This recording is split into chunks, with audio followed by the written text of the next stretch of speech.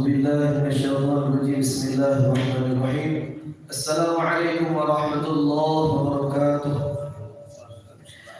الحمد لله والصلاة والسلام على رسول الله وعلى آله وأصحابه ومواله لا حول ولا قوة إلا بالله أما بعد. Puji dan syukur kepada Allah Subhanahu wa taala, kemudian salawat dan kaitan salam kepada baginda Rasulullah sallallahu alaihi wasallam. Bapak Ibu yang dimuliakan oleh Allah, selesai kita membahas pertemuan yang lalu Bapak Ibu tentang sekelumit persoalan kurban. Sudah kita bahas tentang hukum kurban untuk yang meninggal, tentang hukum kurban, kemudian tentang upah pekerja sudah kita bahas dulu. Kita lanjutkan kajian Bapak Ibu masih tentang seputar kurban, tentang persoalan mendahulukan akikah atau ibadah kurban. Jadi banyak pertanyaan dari masyarakat Bapak Ibu, mana yang didahulukan Ustaz? Akikah dulu atau berkurban dulu? Kadang-kadang dulu Ustaz itu yang ceramah, kata beliau, siapa yang tidak diakikahkan waktunya kita, siapa yang telah peserta kurban itu yang alun akikah waktu kita, berkurban begini, maka kurbannya tidak sah. Itu kan materi-materi saja namanya. Dan itu kaitan dan hubungan Bapak Ibu. Siapa yang terawat yang berkurban gini, sedangkan di waktu kita alun pernah diakikah, maka kurbannya tetap sah. Kalau kurban akikah itu dua sesuatu yang berbeda, tidak ada kaitan satu dengan yang lain, meskipun sama-sama penyembelihan binatang. Jadi kalau ditanya, mana yang dulu Ustaz, kurban atau akikah? Maka tetap yang didahulukan Bapak Ibu adalah ibadah kurban, bukan akikah. Apa alasannya? Yang pertama, kenapa kurban yang didahulukan? Karena perintah kurban itu lebih tegas dibandingkan perintah akikah. Jadi kalau dalam hadis baginda Rasulullah mengatakan, "Maka lahu sa'ah," siapa yang punya piti pada dia, walam yudhi, dan ia berkurban, fala yaqrabanna musallana, jangan dekati masjid kami, kata Nabi. Jadi dia tidak menyokare, maknanya kurban didahulukan dibandingkan akikah. Kalau kurban itu kan ancaman, siapa yang mabiti, Nabi kurban diancam oleh Nabi. Kalau akikah tidak ada ancaman dalam akikah. Dalam akikah itu hanya informasi saja. Makanya kata Nabi, kullu mauludin murtahanun bi aqiqatihi. Setiap anak yang dilahirkan ke dunia itu dalam keadaan tergadai. Murtahan, dari keadaan bahan tergadai. Bagaimana cara mencabut gadai anak tadi? Yuzbahu yawma sabihi, sembelih binatang ternak di hari ketujuh. Kalau laki-laki syatan, 2 ekor kambing. Kalau wanita syatun wahidah, 1 kambing. Berarti disembelih binatang di hari ketujuh kelahirannya. Kalau dah ada piti hari ketujuh, hari kampai balik. Dah ada hari kampai balik hari 21. Dah ada hari 21, 28. Dah ada 28. Bila ada piti saja tak masalah. Dah harus lipatan 7 dari hari kelahiran. Jadi yang pertama, sembelih binatang hari ke-7 kelahirannya.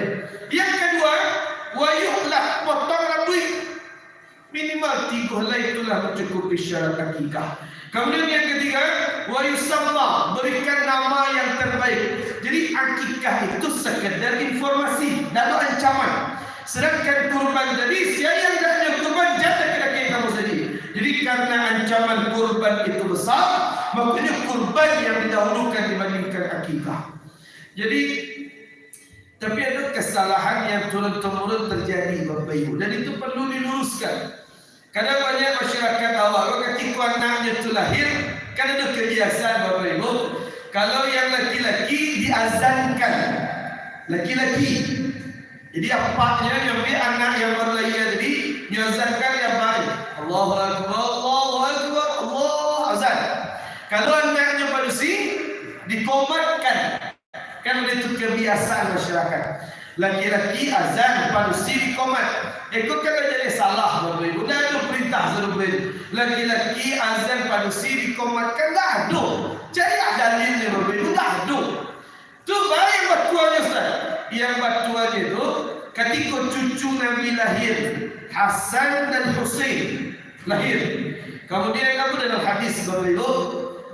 Kana Rasulullah sallallahu alaihi wasallam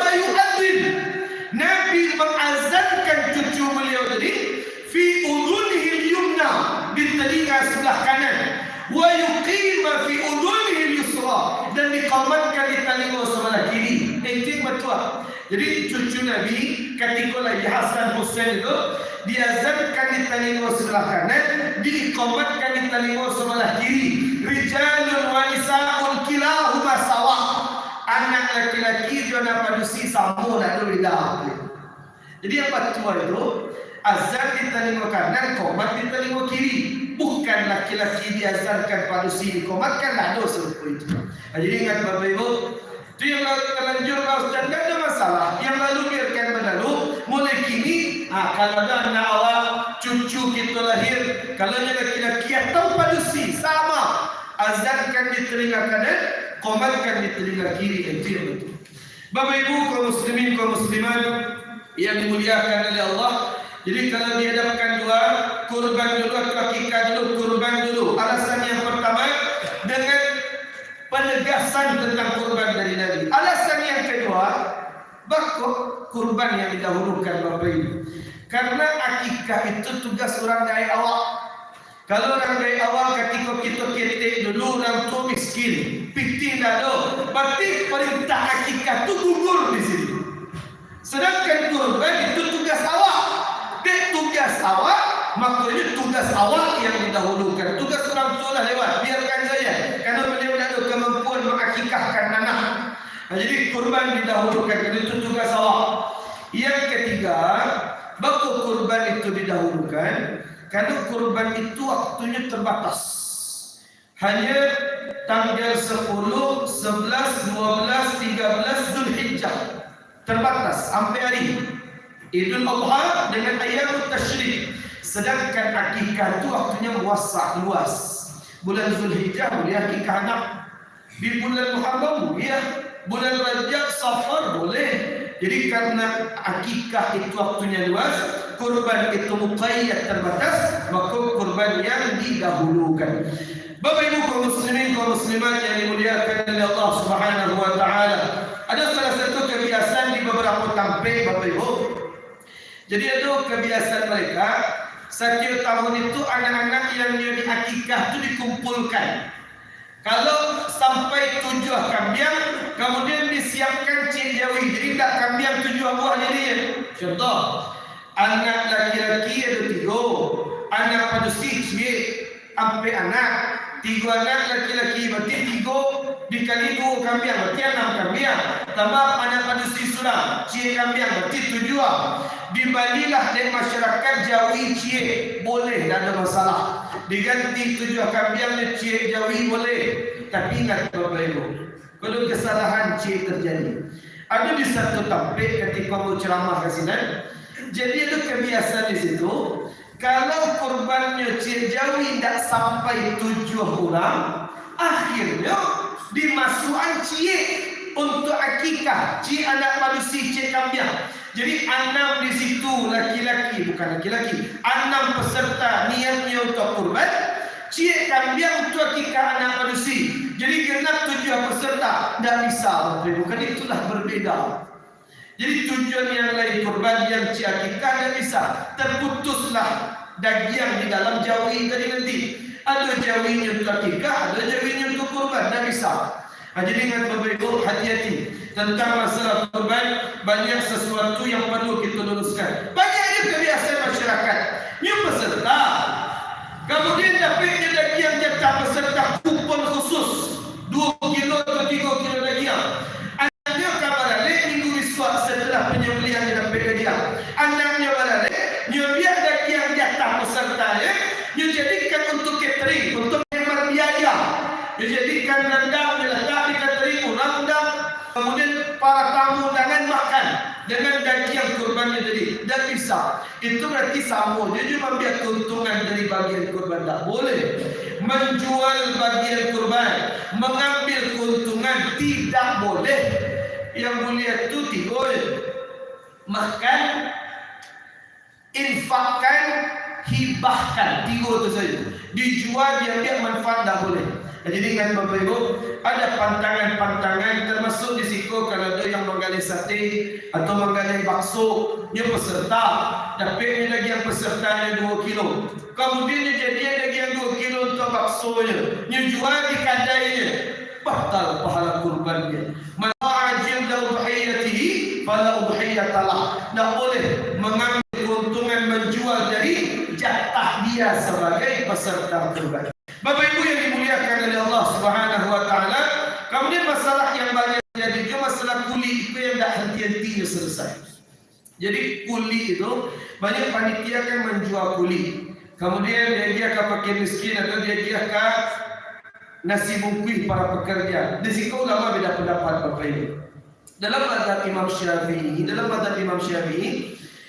kuli itu tidak boleh dijual. Baik itu peserta atau panitia tidak boleh. Dalilnya apa? Karena panitia itu sebagai orang yang mewakilkan. Kalau orang yang mewakilkan mereka yang diwakilkan, berarti karajanya menuntut mengikuti orang yang diwakilkan. Jadi baik itu peserta atau panitia tidak boleh menjual kuli. Ikut pendapat ulama yang pertama. Sedangkan pendapat ulama yang lain termasuk Darul Ifta al-Misriyah, ulama-ulama besar di Mesir. Kalau di awal kan MUI, kalau di Mesir itu Darul Ifta namanya. Kemudian ada ulama-ulama yang lain dalam mazhab Hanafi, kemudian dalam mazhab Hambali. Pendapat Imam Azra'i mengatakan bahawa boleh kalau kuli itu dibagi ke fakir miskin, payah fakir miskin itu mengolahnya atau menjualnya payah. Maka ulama mengatakan peserta itu menghibahkan kepada panitia-panitia kurban, hibahkan kuli dari nanti panitia yang bantu menjualkan. Jualah kuli panitia toke itu nanti, Pak, kalau kuli berapa lembar kuli 150, jadi ada 5 balai kuli kami jual 150 kali 5 balai sekian juta bitinya, hadiah ke fakir dan miskin. Itu fatwa ulama-ulama kontemporer sekaligus merujuk kepada dalam mazhab Imam Abu Hanifah untuk memudahkan orang miskin dalam mendapatkan makanan. Jadi dengan Bapak Ibu, masalah kulit yang tak mulia, kulitnya jual, dia karena si bungkus para pekerja tak bisa, berarti tumpah namanya. Uang hasil penjualan kulit hadiah kembalikan ke fakir dan miskin karena mereka yang berhak mendapatkannya. Bapak Ibu kaum muslimin kaum muslimat yang dimuliakan oleh Allah Subhanahu wa taala. Kemudian yang berikutnya, jangan lupa berarti 2 hari lagi Bapak Ibu, tanggal 8 kita nak masuk 1 Zulhijjah. Idza ra'aitum hilal Dzulhijjah, kalau ada di antara kalian yang telah menyaksikan hilal artinya bulan kalender Hijriah dolar timur tanggal 1 Zulhijjah. Wa arada ahadukum an yudhhiya, ada di antara kalian yang jadi peserta kurban, ada di antara jadi peserta kurban mulai tanggal 8 Miswak 8 Juni sampai binatangnya disembelih tanggal 7 balik Juni. Kalau memang hari 7 disembelih, tanggal 8 sampai tanggal 7 balik, maka falyumsik an sya'ri wa asfari, jangan potong rambut, jangan potong kuku. Bagi siapa? Bagi peserta-peserta kurban. Hukumnya hanya makruh saja, tidak sampai haram. Kalau ada yang memotongnya rambut, dia peserta, dia potongnya rambut, dia potongnya kuku, silahkan, tidak membatalkan kurban. Tapi lebih baik jangan potong rambut, jangan potong kuku dan bulu-bulu yang lain, agar seluruh tubuh kita, bulu di rambutnya bersaksi nanti di hadapan Allah. Hadanallahu wa iyyakum ajma'in. Subhanakallahumma wa bihamdika asyhadu an la ilaha illa anta astaghfiruka wa atubu ilaik. Wassalamu alaikum warahmatullahi wabarakatuh. Allahu akbar, Allahu akbar. Asyhadu an la